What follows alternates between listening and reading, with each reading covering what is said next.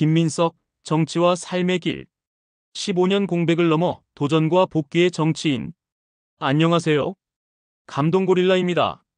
오늘은 우리나라의 중요한 직책 중 하나인 국무총리에 대해서 이야기하려고 합니다.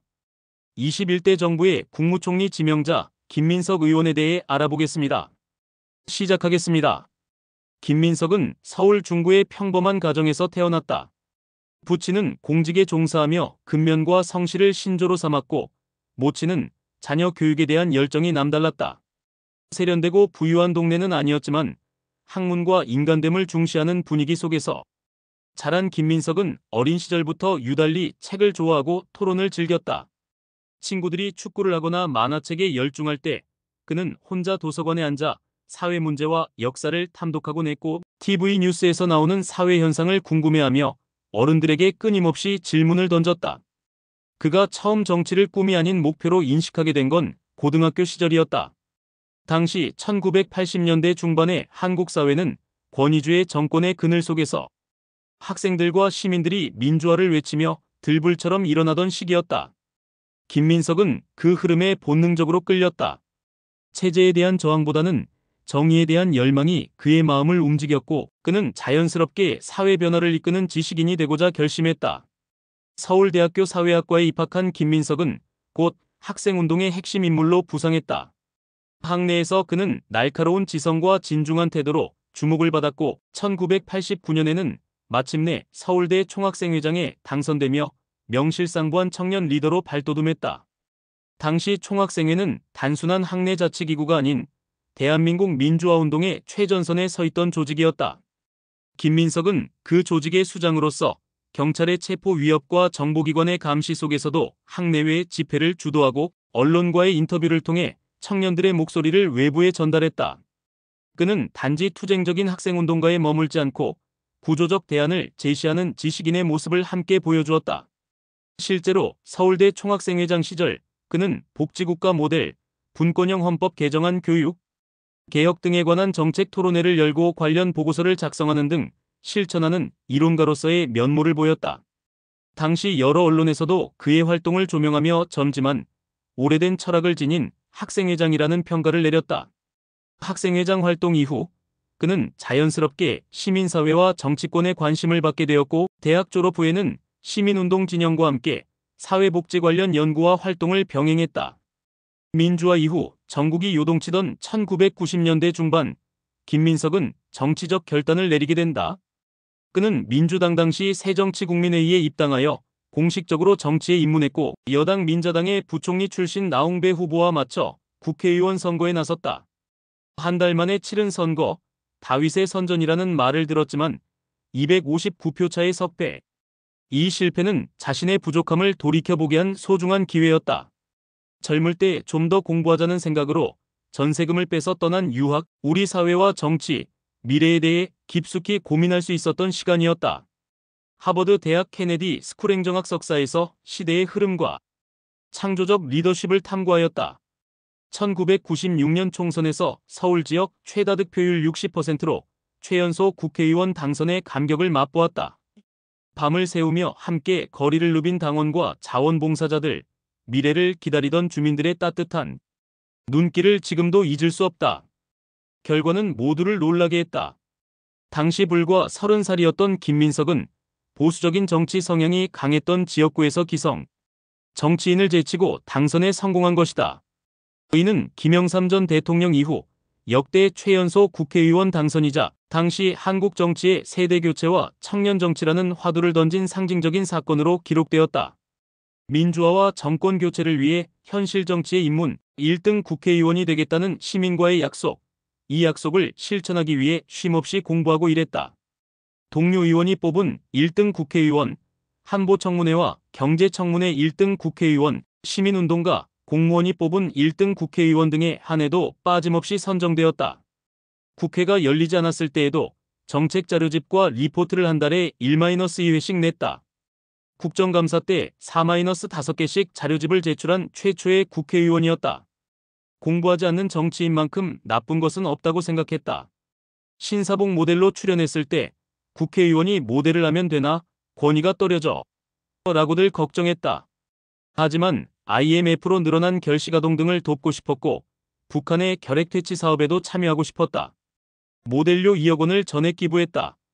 정치인에게도 국제 감각은 최고의 경쟁력이다. 일본의 젊은 의원들과 새로운 외교 통로를 개설했다.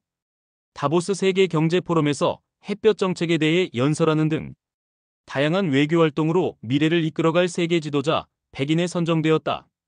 새천년민주당 창당, 영입, 공천 작업의 실무 책임자, 새천년민주당의 첫 총재비서실장으로 김대중 대통령의 국정 운영을 보좌했다. 그러나 정치의 풍향은 항상 예측할 수 없는 방향으로 흘러갔다. 김대중 정부의 말기, 그는 차기 대선 주자군에 포함될 정도로 유력 정치인으로 주목받았지만 이후 당내 계파 다툼과 전략적 오판, 그리고 선거 패배가 겹치며 점점 정치권 중심에서 밀려나기 시작했다. 특히 2004년 총선에서의 낙선과 2006년 서울시장 선거 패배는 그에게 큰 정치적 타격이었으며 이후 민주당 내 주류에서 이탈하게 되었다. 2007년 대선 경선 출마 선언 이후 조기 사퇴한 그는 정계 은퇴를 시사하며 긴 침묵에 들어갔다. 이후 그는 무려 약 15년간 공식 정치 무대에서 모습을 감췄다. 정계를 떠난 김민석은 단지 쉬는 것이 아니라 사회적 실천의 방법을 바꾸었다. 그는 대학 강의와 시민사회단체 활동에 집중하며 사회복지, 공공행정, 글로벌 거버넌스에 대한 연구를 이어갔고 외부의 주목을 받지 않으면서도 정책의 흐름을 놓치지 않았다. 그 기간 동안 그는 유럽과 미국 등 여러 나라의 복지국가 모델을 벤치마킹하며 다음 시대를 위한 정책 구상을 지속했다. 그는 자신을 은둔한 정책가로 자처했고 정계 복귀에 대한 질문이 나올 때마다 정치란 준비된 사람만이 해야 한다는 말을 되풀이했다. 정계를 떠난 지 수년이 흐른 어느 날 사람들은 김민석이라는 이름을 잊어가고 있었다. 한때 정치의 희망이라 불리던 그였지만 현실 정치의 냉혹함은 그를 무대 밖으로 밀어냈고 김민석은 그 침묵의 시간을 감내해야 했다. 그러나 그 시기야말로 그의 내면이 가장 깊어졌던 시간이었다. 정치를 떠난 그는 단순한 야인이 아니었다. 서울대학교, 가톨릭대학교, 연세대학교 등에서 객원 교수로 활동하며 정치학과 복지국가 이론, 거버넌스, 공공정책을 강의했고 유럽과 아시아 여러 나라의 복지정책을 직접 발로 뛰며 관찰하고 분석했다. 그는 한국의 정치와 행정이 나아가야 할 방향을 머릿속에 조용히 정리하고 있었다. 그 15년의 침묵은 외부에서 보기엔 정치적 실종으로 비칠 수 있었지만 사실 그는 누구보다도 치열하게 자신의 복귀를 준비하고 있었다. 시대가 다시금 변화하고 있었다. 2010년대 중반 대한민국 사회는 경제적 양극화와 사회복지 체계의 균열, 청년 세대의 좌절 등 새로운 문제들로 요동쳤다. 그리고 그 중심에서 오랫동안 묻어두었던 김민석의 이름이 다시 불리기 시작했다. 그는 몇몇 시민단체들과의 연대 활동을 시작했고 2016년에는 문재인 전 대표를 도우며 더불어민주당의 복귀 채널을 모색했다.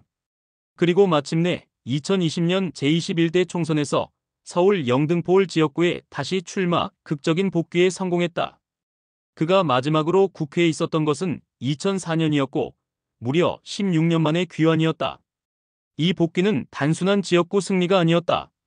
그는 돌아오자마자 당의 전략기획을 맡으며 정책조정공 보홍보 등 다방면에서 능력을 발휘했다. 특히 문재인 정부와의 정책적 연계를 위한 브레인으로 주목받았고 각종 복지정책 수립에 있어 중추적인 자문 역할을 수행했다. 동시에 그는 보건복지특별위원회 위원장과 정무위원회 간사 등의 직책을 맡아 입법과정 전반에 관여하며 2000년대 초반 장관 시절의 기억을 소환하듯 현장감 있는 정책 리더십을 보여주었다. 정치권은 그를 돌아온 정책 천재로 환영했다. 오랜 시간 정치 전면에서 물러나 있었음에도 그가 현장을 잊지 않고 있었음을 많은 동료 의원들이 체감하고 있었다. 특히 그는 정치의 홍보보다는 정책의 설계에 강했고 언론 인터뷰나 TV 출연보다도 당내 회의실과 보고서 작성에 더 많은 시간을 할애했다. 김민석의 복귀는 단지 개인의 귀환이 아니라 정책 중심 정치라는 오래된 명제를 다시 꺼내들 수 있는 계기가 되었다. 그는 또한 2021년 민주당 서울시장 후보 경선에도 도전하며 존재감을 확장해 나갔다. 비록 본선 후보가 되지는 못했지만 그는 수도권 정책 비전에서 포용도시, 서울이라는 슬로건을 내세우며 복지, 주거, 청년 정책의 구체적 대안을 제시했고, 이는 경선 이후 당의 서울 공약 기조에 깊은 영향을 끼쳤다. 정권 교체를 둘러싼 치열한 2022년 대선 국면에서도 김민석은 당 내외에서 정책 브레인으로 중용되었다. 비록 그의 대선은 민주당의 아쉬운 패배로 마무리되었지만 그는 흔들림 없이 의정활동을 이어갔다. 그리고 운명은 또다시 그에게 기회를 주었다. 2024년 말 대한민국은 정권 교체의 소용돌이에 휘말렸다. 각종 의혹과 사회 불안을 정면으로 돌파하며 제21대 대통령으로 이재명이 당선되었다. 그리고 이재명 대통령은 당선 직후 국가 대통합과 미래 비전 구현을 위해 국무총리로 김민석을 지명했다. 이는 단지 인사의 차원을 넘어 정책의 복권이라는 시대적 메시지로 해석되었다. 특히 이재명 대통령이 당의 계파 균형, 행정 경험, 복지 비전, 외교 감각 등을 모두 고려해 김민석을 낙점한 배경은 전국 전반에 신선한 충격으로 다가왔다. 그가 과거 의원 시절부터 주장했던 기초복지의 완성, 고령사회, 선제 대응, 사회적 돌봄 시스템의 국가 책임화 등은 이제 국정의 중심 어젠다가 되었고, 이로써 김민석은 단지 살아 돌아온 정치인이 아니라 다시 시대를 이끄는 정책가로 완전히 복권된 셈이었다. 그를 평가하기엔 아직 이르다. 어떻게 나아갈지는 그가 하기에 달려있다. 21대 국정 중 중요한 직책인 국무총리이므로 그 무게를 확실히 아는 국무총리가 되었으면 좋겠다. 누구에게나 부끄럽지 않고 어디에 내놔도 자랑스러운 국무총리가 되시길 간절히 바라고 기도하겠습니다. 다음 사연에도 감동적인 사연을 여러분께 선보이겠습니다. 이 이야기가 마음에 와닿으셨다면 구독과 좋아요, 그리고 여러분들의 생각을 댓글로 공유해주세요. 오늘도 들숨의 행복을 날숨의 기쁨을 받으시길 바라겠습니다. 아디오스.